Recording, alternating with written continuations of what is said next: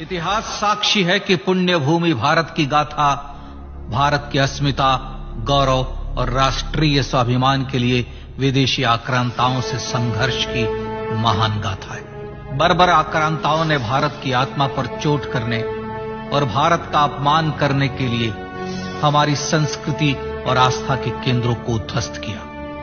सोमनाथ, काशी, मथुरा और अयोध्या के मंदिरों का तोड़ा जाना आज भी भारत की स्मृतियों में जीवित है। सन 1528 में अयोध्या में भगवान श्री राम के मंदिर का मुगल आक्रांता बाबर द्वारा तोड़ा जाना ऐसी ही एक अक्षम्य घटना थी जिसने सीधे भारत के सम्मान और आत्मा पर चोट की। कारण साफ था, अयोध्या के श्री राम के मंदिर पर आक्रमण भारत की आत्मा पर आक्रमण था। जहां हर भारतीय के रोम रोम में राम बसते हैं, वह भारत यह अपमान कैसे सहता। राम मंदिर पर आक्रमण भारत को आहत कर गया था। विदेशी हमलावर अपनी बर्बरता दिखाते गए और भारत अपने आत्म गौरव को फिर से पाने के लिए संघर्ष करता रहा। भारत रामलला के जन्म स्थान पर बाबर के नाम पर बने एक ढांचे को देखता और उसे हटाने का संकल्प लेकर शक्ति संजोया करता। हिंदू समाज आत्मसम्मान के रण में डटा रहा और लगातार हमलावरों द्वारा बनाए गए बाबरी ढांचे को हटाने के लिए लड़ता रहा। सरयू कई बार रक्त से लाल हुई। कभी स्थानीय शासकों ने तो कभी साधु संतों और राम भक्तों ने राम जन्मभूमि की मुक्ति के लिए अपने प्राणों की आहुति दी। 15 अगस्त 1947 को देश की आजादी के साथ सैकड़ों सालों से चले आ रहे इस संघर्ष में नई ऊर्जा और एक नया मोड़ है। अचानक 23 दिसंबर 1949 को बाबरी ढांचे में श्री राम लला प्रकट हुए। हजारों राम भक्त दर्शन के लिए उमड़ पड़े। तत्कालीन प्रधानमंत्री पंडित जवाहरलाल नेहरू ने उत्तर प्रदेश सरकार को श्री राम लला को विवादित ढांचे से हटाने का आदेश दिया। उत्तर प्रदेश सरकार ने अयोध्या के कलेक्टर को यह काम दिया और यह निर्देश भी कि जरूरत पड़ने पर वे बल का प्रयोग भी करें। अयोध्या के कलेक्टर ने सरकार को उत्तर दिया कि यह नरसंहार के बिना संभव नहीं है और फिर भी वह ऐसा चाहती है तो किसी दूसरे कलेक्टर से यह काम करवा ले। परिणाम स्वरूप रामलला की मूर्ति वहीं विराजमान रही। विवादित ढांचे को बंद कर दिया गया। केवल पुजारी को सेवा अर्चना के लिए भीतर जाने की अनुमति थी। फिर भी राम भक्त विवादित ढांचे के बाहर से प्रभु श्री राम की आराधना करते रहे। भारत के हिंदू समाज के लिए चुनौतियां और बढ़ गई। मामला अदालत में गया। विपक्षी दलों द्वारा अदालत में भगवान श्री राम के अस्तित्व पर सवाल उठाए गए। उनके अयोध्या में ही जन्म लेने का प्रमाण मांगा गया। भारत का जनमानस अब आहत हो उठा था। आजाद भारत में भी हिंदू समाज को अपनी आस्था और श्रद्धा के लिए संघर्ष करना पड़ रहा था। चुनौतियों के इस समय में सन 1984 में विज्ञान भवन दिल्ली में विश्व हिंदू परिषद ने धर्म संसद का आयोजन किया। इस संसद में देश भर के संतों ने राम जन्मभूमि की मुक्ति के लिए आह्वान किया और राम जन्मभूमि मुक्ति यज्ञ समिति का गठन किया।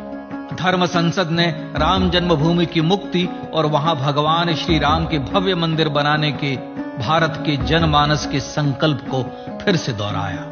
विश्व हिंदू परिषद के नेतृत्व में मंदिर निर्माण के लिए पूरे देश में अभूतपूर्व आंदोलन की शुरुआत हुई।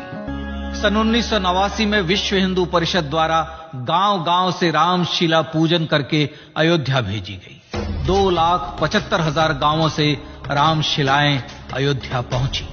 भव्य राम मंदिर के शिलान्यास का निर्णय हुआ। पूज्य संत महात्माओं और हिंदू समाज के अन्य प्रमुख नेताओं के निर्णय के अनुसार अनुसूचित जाति के प्रमुख नेता श्री कामेश्वर चौपाल ने 9 नवंबर 1989 को मंदिर निर्माण का पहला पत्थर रखा। राम जन्मभूमि पर मंदिर निर्माण के लक्ष्य की पूर्ति के लिए सन 1990 में सोमनाथ से अयोध्या के लिए श्री लाल कृष्ण आडवाणी ने रथ यात्रा की शुरुआत की। देश में जन भावनाओं का ज्वार उमड़ने लगा। श्री लाल कृष्ण आडवाणी के रथ यात्रा के साथ साथ मंदिर के लिए जन समर्थन बढ़ने लगा और छद्म सेकुलरवाद बेनकाब होने लगा। इस जन आंदोलन को रोकने की तमाम कोशिशें हुई पर सब व्यर्थ हुई। विश्व हिंदू परिषद ने देशवासियों से अयोध्या में जन्मभूमि पर मंदिर निर्माण के लिए 30 अक्टूबर और 1 नवंबर 1990 को कार सेवा का आह्वान किया। परिणाम स्वरूप लाखों राम भक्त कार सेवा के लिए देश के कोने कोने से अयोध्या आए। इससे देश की एकात्मता का विराट दर्शन हुआ। कार सेवकों को रोकने के लिए उत्तर प्रदेश के तत्कालीन मुख्यमंत्री श्री मुलायम सिंह यादव ने अयोध्या में परिंदे को भी पर न मारने देने की घोषणा की। स्थितियां गंभीर हो गई। अयोध्या से 100-100, 200-200 किलोमीटर दूर रेलगाड़ियां रोक दी गई। अयोध्या युद्ध भूमि बना दी गई। मार्ग बंद, रेल बंद, चप्पे चप्पे पर पुलिस। अयोध्या सैनिक छावनी में बदल गई। राम के गीत गाते, होठों पर हंसी और पांव में छाले लिए राम काज के लिए राम भक्त देश विदेश से अयोध्या पहुंच ही गए। कार सेवकों पर गोलियां चली। अनेक कार सेवक शहीद हुए। आजाद भारत में जन्मभूमि पर राम मंदिर के लिए कार सेवकों ने फिर एक बार अपना बलिदान दिया, पर कार सेवकों ने विवादित ढांचे पर भगवा फहरा ही दिया और इस तरह कार सेवा सफल हुई।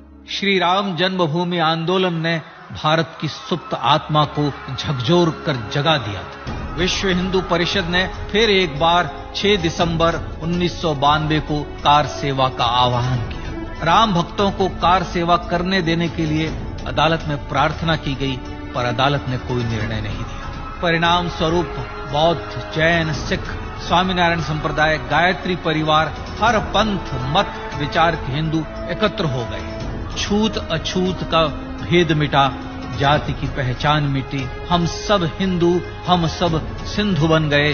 राम सिंधु में ज्वार उठा और देखते ही देखते 6 दिसंबर 1992 को श्री राम जन्मभूमि से बाबरी ढांचा सदा के लिए हट गया।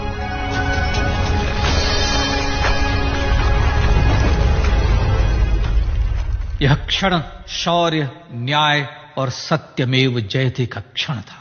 यह तो धर्मस्ततो जय का क्षण था। पर संघर्ष की गाथा यहां जाकर भी नहीं रुकी।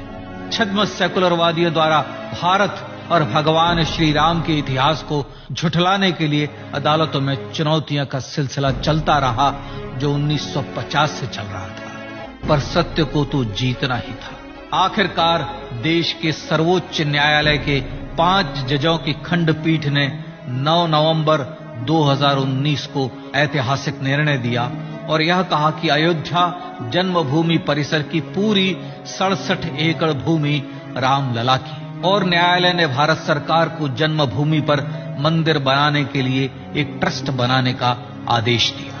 सर्वोच्च न्यायालय के आदेश के अनुसार भारत सरकार ने 5 फरवरी 2020 को श्री राम जन्मभूमि तीर्थ क्षेत्र नाम के ट्रस्ट का गठन किया और राम जन्मभूमि न्यास की भूमि जो सरकार द्वारा अधिग्रहित की गई थी, उसे ही नवनिर्मित न्यास को वापस दे दिया गया। 5 अगस्त 2020 को भारत के प्रधानमंत्री श्री नरेंद्र मोदी ने श्री राम जन्मभूमि तीर्थ क्षेत्र के अध्यक्ष पूज्य महंत नृत्य गोपाल दास, राष्ट्रीय स्वयंसेवक संघ के पूज्य सरसंघ चालक डॉक्टर मोहन भागवत एवं उत्तर प्रदेश के मुख्यमंत्री श्री योगी आदित्यनाथ की उपस्थिति में श्री राम जन्मभूमि पर भगवान श्री राम के भव्य मंदिर के लिए भूमि पूजन कर निर्माण कार्य का शुभारंभ किया। इस तरह लगभग 500 वर्षों से राम जन्मभूमि की मुक्ति के संघर्ष का पटाक्षेप हुआ। अपने आत्मसम्मान और राष्ट्रीय अस्मिता के लिए इतना लंबा संघर्ष विश्व के इतिहास में बेजोड़ है। श्री राम भारत की आत्मा, भारत की परिभाषा, हमारे राष्ट्रीय आदर्शों और जीवन मूल्यों के प्रतिनिधि मर्यादा पुरुषोत्तम हैं, जो हर हिंदू के होठों पर जन्म से मृत्यु तक रहे। बस यही हर हृदय में प्रार्थना होती है। राम भारतीय राष्ट्रीय स्वाभिमान और आसेतु हिमालय से समुद्र पर्यंत तक जन जन को एकात्मता के बंधन में बांधने वाले रक्षा सूत्र हैं।